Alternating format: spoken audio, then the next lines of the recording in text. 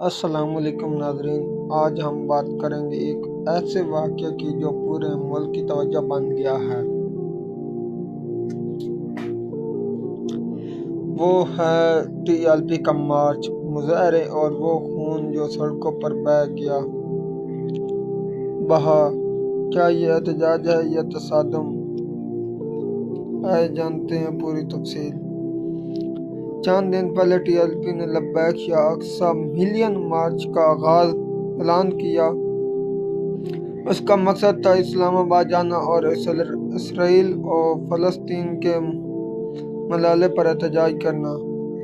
اس مارچ کا مرکزی نقطہ یہ تھا کہ وہ امریکی سفارت خانے کے سامنے دھرنا دینا چاہتے تھے اور حکومت سے مطالبہ کرنا چاہتے تھے کہ وہ اسرائیل کو تسلیم نہ کرے، مگر پہلے سے ہی حکومت نے راستے بند کرنا شروع کر دیے، کنٹینروں کی سیکورٹی سخت کی اور موبائل ڈاٹا انٹرنیٹ بند کرنے کی پابندیاں لگائیں۔ آج صبح 3:30 پر پولیس نے مرید کے TLP کیمپ پر چھاپا مارا۔ لگ بھگ 1500 پولیس اہلکار، ٹینک اور واٹر کین استعمال کیے گئے۔ تصادم شروع ہوا، فائرنگ ہوئی، پتھراؤ ہوا، گاڑیاں جلتی رہیں اور کم از کم ایک پولیس افسر شہید ہوا۔ TLP نے دعویٰ کیا کہ لیڈر سعد حسین رضوی کو گولیاں لگی ہیں اور وہ شدید زخمی ہے۔ پولیس کا کہنا ہے کہ انہیں مظاہرین نے پہلے فائرنگ کی اور وہ رد عمل میں ایکشن میں آئے۔ گرفتاریاں معمول کی بات بن چکی ہیں، سینکڑوں افراد کو حراست میں لے لیا گیا ہے۔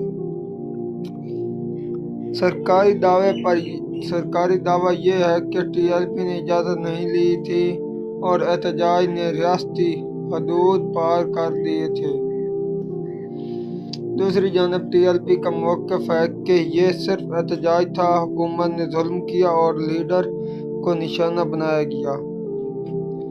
عام لوگ اور سوشل میڈیا پر دعویٰ شدت اختیار کر گئے ہیں۔ کچھ صورتحال کو ریاستی ظلم کہیں، بعض اسے ملی بھگت قرار دیے۔ کم از کم 5 افراد ہلاک ہوئے ہیں، جن میں پولیس افسر بھی شامل ہیں۔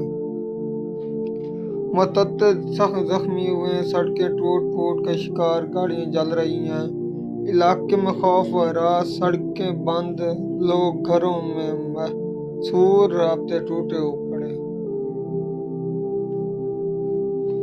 کیا یہ احتجاج اس لیے ہوا کہ پاکستان کی بیرونی پالیسی پر غم و غصہ تھا؟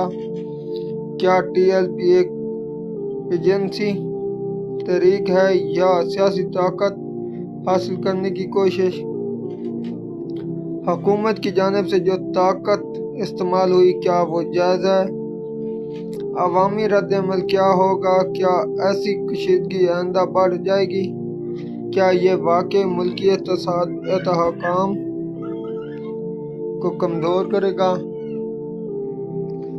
ناظرین، آج کی یہ کہانی صرف سڑکوں کی نہیں، یہ ہمارے وطن کی حقیقت، ہمارے ایمان اور ہمارے حقوق کی کہانی ہے۔ ہم سے سوال ہے، کیا انصاف ہوگا؟ کیا مظاہرین کی آوازیں سنی جائیں گی؟ اگر آپ نے آج کا واقعہ دیکھا ہو یا آپ کے دوست یا رشتہ دار متاثر ہیں، تبصرہ کریں، شیئر کریں تاکہ یہ ظلم رک جائے، اور اگر ممکن ہو دعائیں کریں کہ اللہ تعالی ہمارے ملک کو سکون۔